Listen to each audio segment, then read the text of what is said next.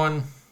Okay, so following from the end of last week, I'd say one of the biggest things revealed to us through that glimpse into Kuma's past, from seeing him as a child and being abused, really shines a light on how much of a mask Kuma has worn throughout the series.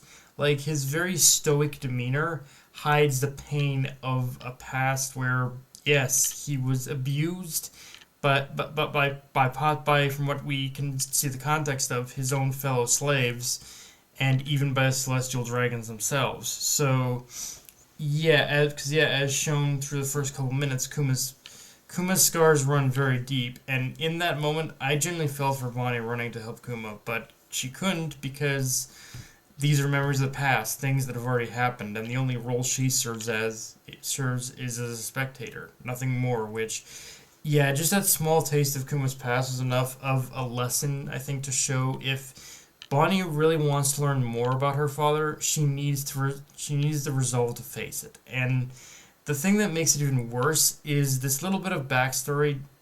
Again, already paints a very vivid picture as to the reason why Kuma wears the kind of mask that he does, which is that if we contrast the Kuma of the past with the Kuma of the we know in the now, it's obvious all of his actions are motivated by the intent to just kind of protect those around him, to prevent anyone from suffering the same kind of fate and the same kind of pain he experienced.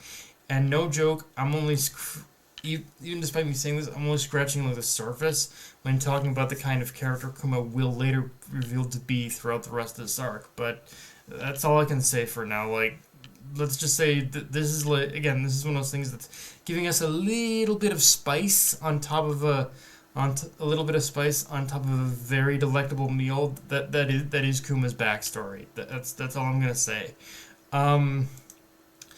With that said, though, yeah, we gotta talk about York, because despite her getting turned into stone by Snake at the end of this episode definitely raises the suspicion meter on her quite a bit. In fact, despite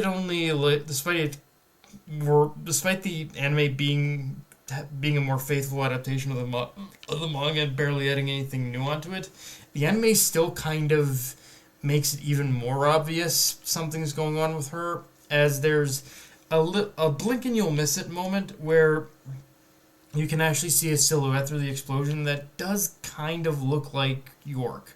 Now, as far as what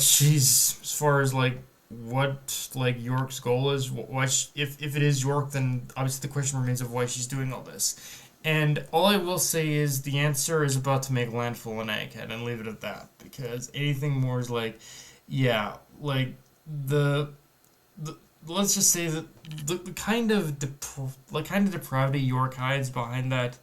Let's just say the kind of depravity that York hides behind that very innocent, very goofy grin of hers is kind of really scary when you think about it. It's again that thing where Oda is a master at showing that the most unexpected, that the characters you don't really think about are evil actually turn out to be pretty damn evil. And yeah, with that said, a lot of this episode was really just exploring the lab, trying to find Vegapunk.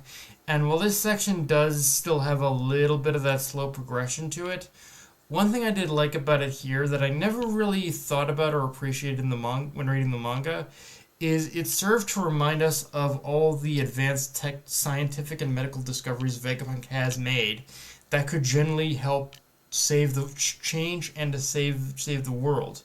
But because of the source of where all this comes from, it's all likely to be destroyed by the government's incoming attack and on the island, which is just gonna set the world back even more. Ironically, it's one of those things where I'm gonna be quoting believe it or not, I'm gonna be quoting like from Carmine Falcone from Batman Begins here, but this is really one of those times where it's really that thing of people always fear what they don't understand, and because of the government's fucking fear of this whole this void century, this unknown country that disappeared decades upon decades ago.